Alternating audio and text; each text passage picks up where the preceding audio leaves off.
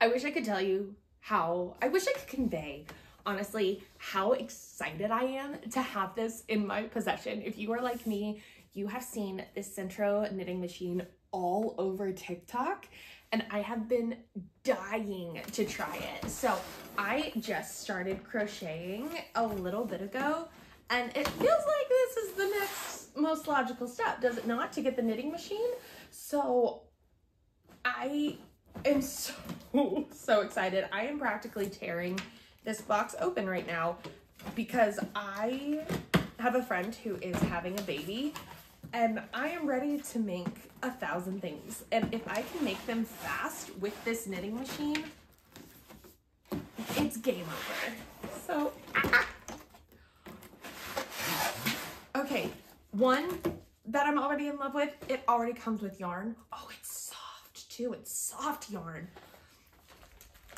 Okay, I'm so excited. So here we have some directions, which I will definitely be looking into that before I even attempt to show you how it works. And here is the machine itself. Okay, so little bits and bobs that I will have to put together. Here is some yarn that it comes with, which is, again, really soft, really soft. And here's the machine. Again, beside myself, so excited to have this. So let's go ahead and put it together so I can read the directions and learn how to use this and get going.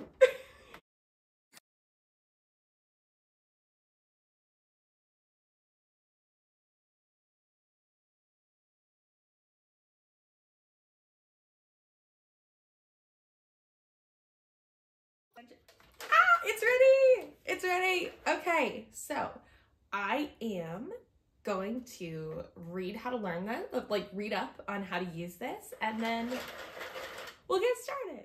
So the first step is casting your yarn onto the knitting machine. So you're going to line it up where the white peg is right there at the middle, and you want to go in front, behind, in front, behind, and weave it back and forth between each spoke, so that way you can cast on the yarn. I find it really easy to go nice and slow, because if you mess this part up, you unfortunately are going to start the project messed up. You really want to make sure you get it on every single spoke.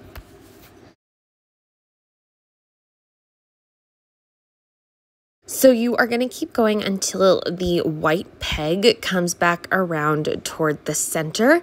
And once it does, you're going to feed it through your little yarn holder and then into your preferred tension holder. So since this is a pretty thin yarn, I'm going to put it on the most tense part of the tension holder. I'm going to reset the row counter and then get cranking. This first row, you do want to go a little bit slow because you want to make sure that you are casting onto every hook, your stitches aren't slipping, and that way you can have a really good couple foundation rows. So I find the first one to go nice and slow is the best way to go about it. So I'm going to zoom in to show you that the yarn is getting on every single hook and we're not missing any stitches, and that is the row counter. So this is what it looks like once it starts going. The pink yarn you can see is starting to feed down into the middle of the hoop, and you can just keep cranking for as many rows as your pattern calls for, and then you have that nice fabric tube. You can also use it on the panel mode to do individual panels, but me starting out, I'm just gonna stick to the tube. I already love this knitting machine. It is so easy. I have 5 rows and it took me like a couple minutes, when normally crocheting 5 rows would take me so much longer. I absolutely love this. It was so easy to learn. I just watched one of the little videos that is on the QR code, scanned it, watched a video, and I was ready to go. I already have the video queued up for when I'm ready to cast off, and I'm sure it will be just as easy as setting it up. I absolutely love this knitting machine, and everyone's getting beanies for Christmas.